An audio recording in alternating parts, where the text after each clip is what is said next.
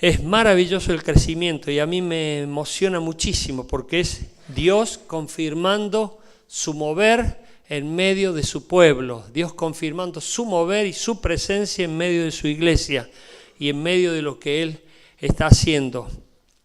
Y la siguiente palabra que te quiero enseñar es ministrar. Ministrar. Nosotros ministramos con lo que Dios nos da. Ministrar significa servir. Por ejemplo, de repente yo me acuerdo siempre el caso cuando establecimos la limpieza del templo por medio de las células. Yo veía al líder solito limpiando con un trapo, barriendo. Bueno, hoy ya no es así. En algunas células se hacen 5 minutos todo porque son como 20 limpiando. Y quienes venían a mí a decirme, pastor, es mucho trabajo, es grande el lugar, hoy se deleitan en ver que esto se hace pero rapidísimo, rapidísimo. ¿Por qué? Porque hubo crecimiento. Células que en otro tiempo eran 2, hoy son como 40. Dentro de la rama celular y hasta se organizan para establecer diferentes horarios y días para que no les toque a todos ni se saturen todos haciendo algo. Y esa es la tarea de organización que nos toca para seguir creciendo y proyectándonos. Pero es para ministrar, es para ministrar. Y a mí me gusta decir que cuando la iglesia crece hay de todo para todo. Antes me acuerdo que decíamos, no hagamos esta reunión porque es simultánea con aquella reunión y si tenemos 2 reuniones juntas, una se va a menoscabar y la otra es como que va a crecer y es como que vestimos un santo desvistiendo a otro, como dice el dicho. Pero ahora cuando hay crecimiento hay para todo y para todo.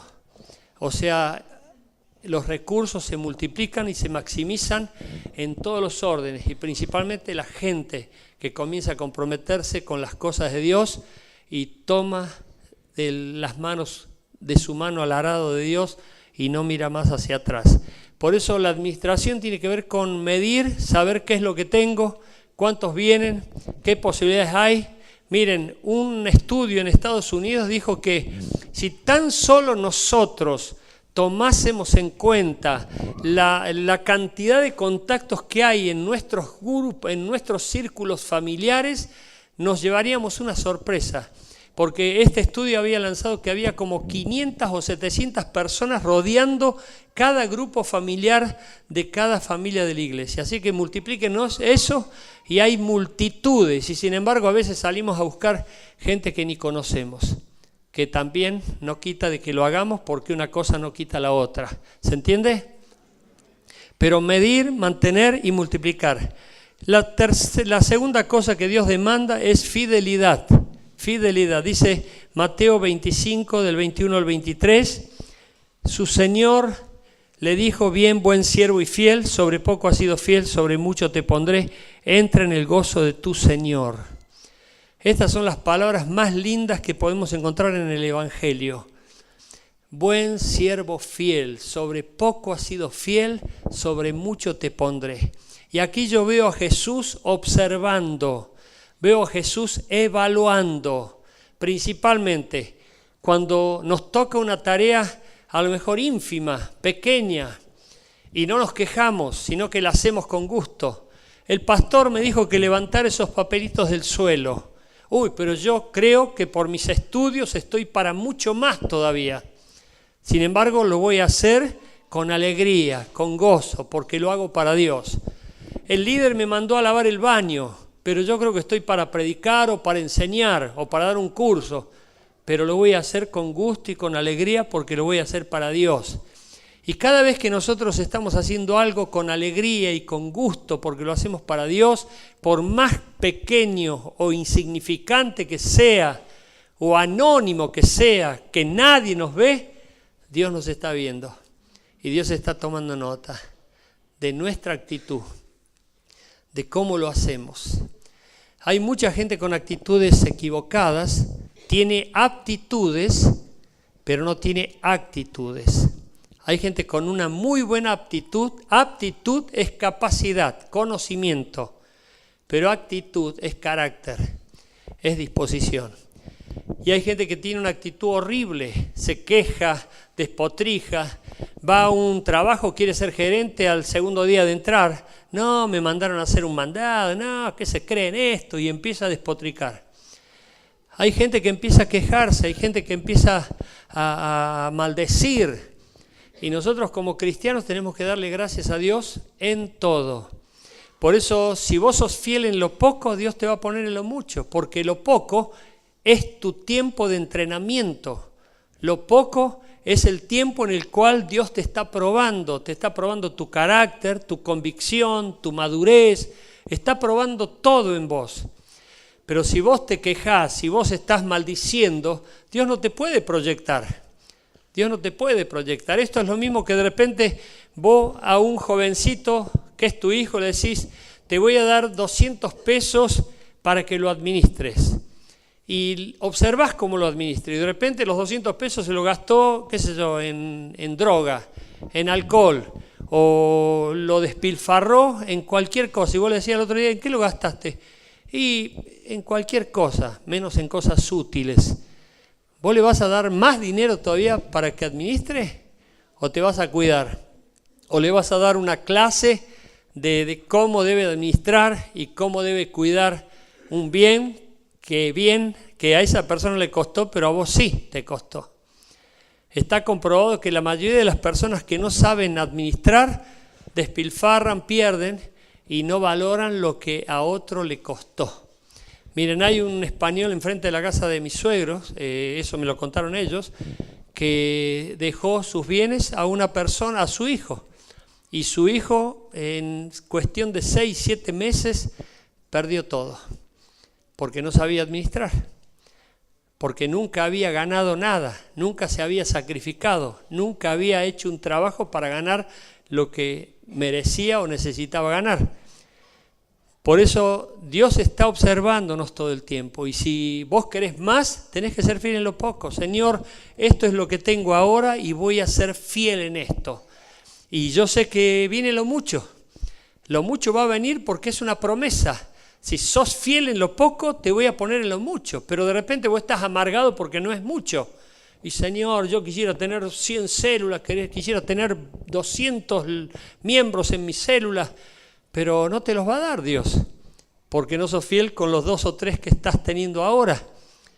No los visitás, no los tomás en cuenta, no los discipulás, no orás por ellos. Y los que vienen tampoco les prestás atención como para decir, ¿puedo seguir en contacto con ustedes para que sigamos reuniéndonos o que podamos establecer un vínculo fraternal para poder seguir creciendo en las cosas de Dios? Por eso hay gente que no crece nunca y gente que no está teniendo esta visión de crecimiento.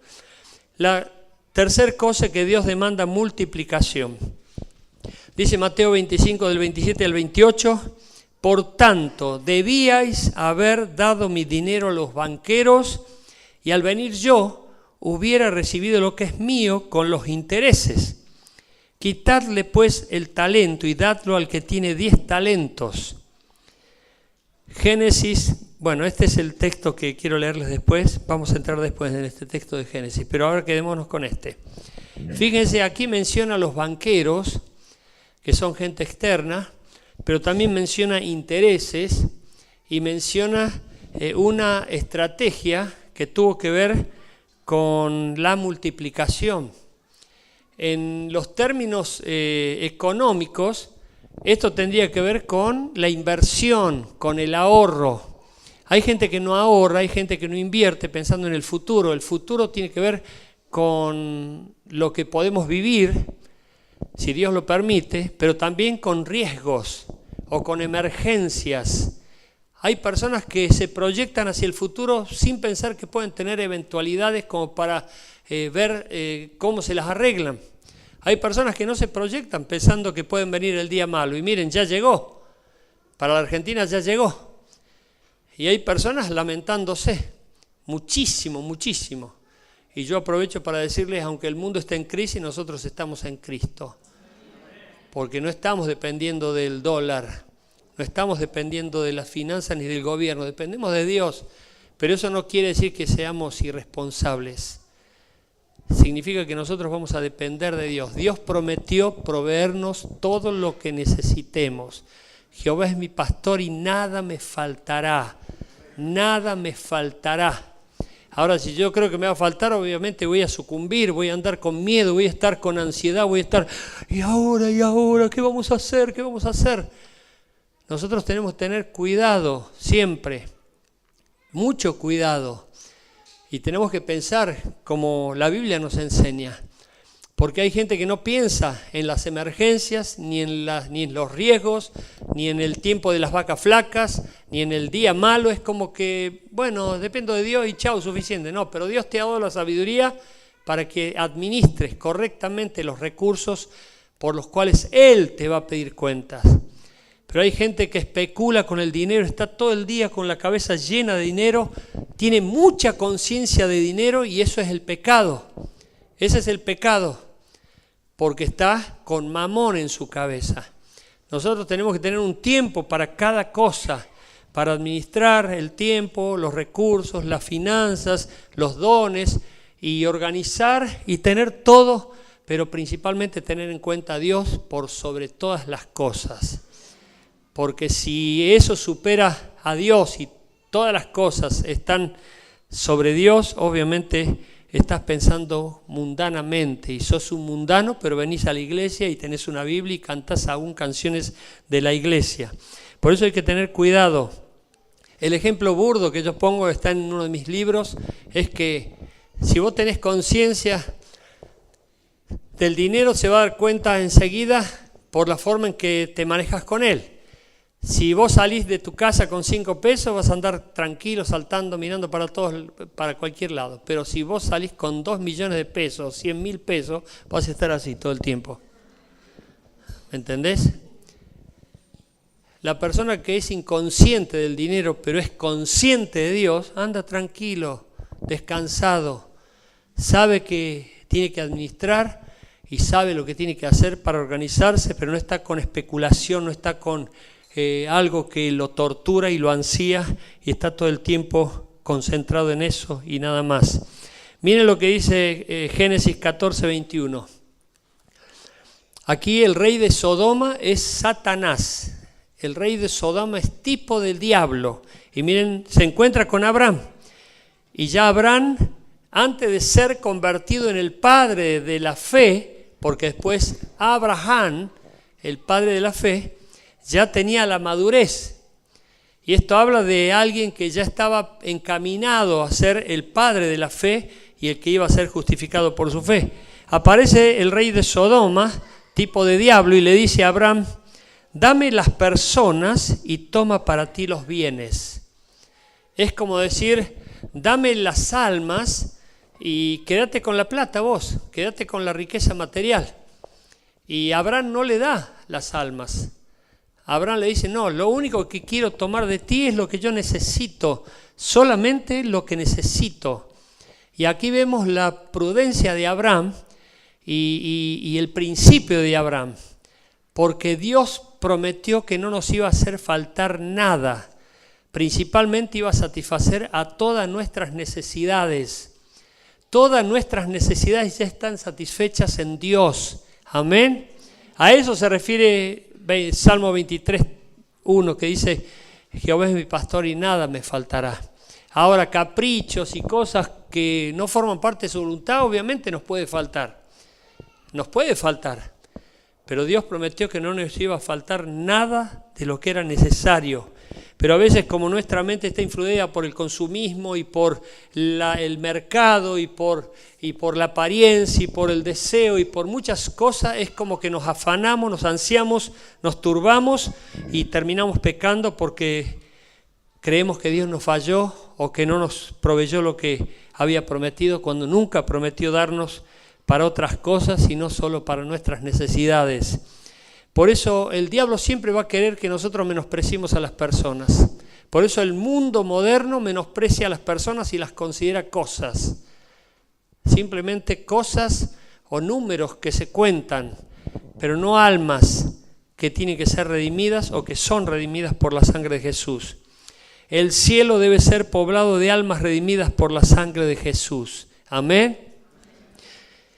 Los líderes tienen la más grande responsabilidad, y aquí ya entramos en el final. ¿Por qué? Los líderes tienen la más grande... Uy, te fuiste mucho. Antes, por favor. Los líderes tienen la más grande responsabilidad, principalmente de cumplir el siguiente. Opa, Bueno, de cumplir con la gran comisión. Miren lo que dice Romanos. Este es un texto que a mí me marcó la vida y me siento responsable. Nosotros somos los que tenemos la responsabilidad de cumplir la gran comisión. Y miren lo que dice. ¿Cómo pues invocarán a aquel en el cual no han creído? ¿Y cómo creerán en aquel de quien no han oído? ¿Y cómo oirán sin haber quien les predique? ¿Y cómo predicarán si no fueren enviados? Estas preguntas son las que nosotros tenemos que responder, pero también tenemos que hacer. ¿Por qué? ¿Cómo van a creer si no hay quien les predique? ¿Cómo van a predicarles si nadie va a hacerlo? ¿Y cómo van a ir a hacerlo si no hay quien los envíe? La iglesia es la enviadora. Y acá viene el tema para todos los líderes. Y yo estoy hablándole a líderes. ¿Amén? Estoy hablándole a líderes. Porque los veo proféticamente. Algunos ya están ejerciendo el liderazgo porque ya asumieron su rol, su posición, están al frente de una célula o están al frente de una congregación, pero hay otros que todavía no. Pero eso es muy pronto. Dios va a estar levantándolos. Amén. Para que estén a cargo de células, para que estén a cargo de discípulos, etcétera, o de empresas, qué sé yo. Dios nos dio a nosotros la capacidad de enviar. Los líderes tenemos la capacidad de enviar. ¿Y cómo van a ir a predicarles si no hay quien les envía? Si no hay quien los mande. Por eso esta es una tarea que nos compete a nosotros como iglesia. Y nosotros tenemos que estar enviando. A las almas hay que, entonces 3 cosas para terminar. A las almas hay que ganarlas. Por eso está la evangelización. Yo tengo que predicar para que las personas acepten a Cristo. Hay que ganarlas. Nosotros a veces menospreciamos esto, pero estaba leyendo la biografía de Torrey, un famoso hombre de la historia, un precioso siervo de Dios, que era abogado con excelentes notas, muy destacado en el Capitolio allí en Estados Unidos, y un empleado, un secretario de un despacho, se puso en su cabeza orar por este hombre, porque era un hombre noble. Y él le dijo, sinceramente estoy pensando mucho en usted y orando mucho por usted, porque usted merecería ser cristiano. Y este hombre se impactó. Digo, ¿por qué crees que yo merecería ser cristiano? Porque yo soy cristiano, le dijo. Porque lo veo muy noble, lo veo una persona realmente íntegra. Usted no quiere mentir y eso es lo que nos enseña la Biblia. Ah, ¿eso dice la Biblia? Este hombre nunca había leído la Biblia. Y empezó a leerla. Y ahí le hizo leer un texto bíblico y en cuestión de 10 minutos este hombre aceptó a Cristo. Y a partir de allí empezó una nueva historia, una nueva vida. A partir de allí Torrey se convirtió en un hijo de Dios, un verdadero cristiano. Y empezó a predicarle lo suyo, empezó a predicar hasta que después Dios lo levantó como pastor, se convirtió en escritor, después se convirtió en rector de seminario, después se convirtió en profesor de seminario y después se convirtió en conferencista porque iba por todo el mundo predicando el Evangelio y enseñando la palabra de Dios. Yo te digo siempre que sabemos cómo empezamos, pero no sabemos cómo terminamos. Por eso Dios tiene planes maravillosos, pero hay que ganar gente para Cristo. Orá para que Dios te permita ganarlos. Señor, ¿por qué no me usás para ganar a nadie? ¿Por qué no estoy ganando a nadie? ¿Por qué nadie viene a la iglesia por mí? Hace 20 años que estoy en la iglesia, nunca nadie vino por mí. ¿Qué pasa conmigo, Señor? ¿Me creerán acaso? ¿O qué están viendo en mí que no quieren venir a la iglesia? Yo me haría esa pregunta, sinceramente me la haría. Porque tiene que cargarte el hecho de que Dios no te use. Discúlpame que te cargue con esto, pero es una carga bendita. Es la carga que vos tenés que plantearle a Dios diciéndole, Señor, usa mi vida. Como John Knox, el apóstol de Escocia, se le llama apóstol porque fue misionero a Escocia y predicaba, repartía tratados, nadie le llevaba el apunte. Y un día se arrodilló en un monte allí en Escocia y empezó a llorar diciéndole: Señor, dame Escocia, por favor, vine aquí a Escocia para predicar el Evangelio, que alguien sea salvo, Señor. Y empezó a gritar y pensaba que estaba solo. Y a unos pocos metros había un hombre que estaba ahí escuchándolo y fue el primer convertido. Y a partir de allí empezó toda una revolución en Escocia y John Knox se convirtió en el apóstol de Escocia, pues Dios lo usó para ganar a muchísimos escoceses para Cristo. Nosotros tenemos que tener una carga por las almas que se siguen yendo al infierno, porque tenemos que poblar el cielo. Y así como Dios nos alcanzó, tenemos que tratar de alcanzar a otros. A las almas hay que ganarlas. ¿Y qué dice la Biblia acerca de ganar almas? A ver quién me dice el texto bíblico, pero bien fuerte, no hace falta que me citen la cita, sino ¿qué dice sobre el ganador de almas? Es sabio. El que gana almas es sabio. La sabiduría se muestra con ganar almas, con hacer que otras personas acepten a Cristo, que otras personas entren en el camino de Dios, que otras personas lleguen al conocimiento del verdadero evangelio y de que se tomen de la mano de Dios para que al morir vayan directamente al cielo con Él. La segunda cosa, a las almas hay que cuidarlas, porque el diablo se las quiere robar. El diablo se las quiere robar. Y esto que te digo no es un cliché, como para que digas, uy, qué bien que suene esta frase. Si yo estoy aquí es porque Katy me dijo esas célebres palabras. Pues yo no quería, vos lo sabés bien. En aquel entonces, cuando yo era muy jovencito y yo tenía que venir aquí, yo no tenía el llamado para Luján, pero ya aquí en Luján había 7, 8, 9 personas. Y Katy me dice, pero si no vamos, el diablo se las va a robar. Y eso me marcó, dije, uy, tenés razón. Porque el maligno quiere robar la bendición, quiere robar la felicidad, quiere robar almas, se las quiere llevar al infierno. Pero ¿qué está haciendo la iglesia? ¿Qué están haciendo los creyentes? Que se las lleve, es como indolencia, pecado, es como que, bueno, no me importa. Y sin embargo Dios nos va a pedir cuentas. Yo creo que cuando lleguemos al cielo nos va a decir, ¿te acordás de este? ¿Te acordás de este? ¿Te acordás? Vos lo menospreciaste.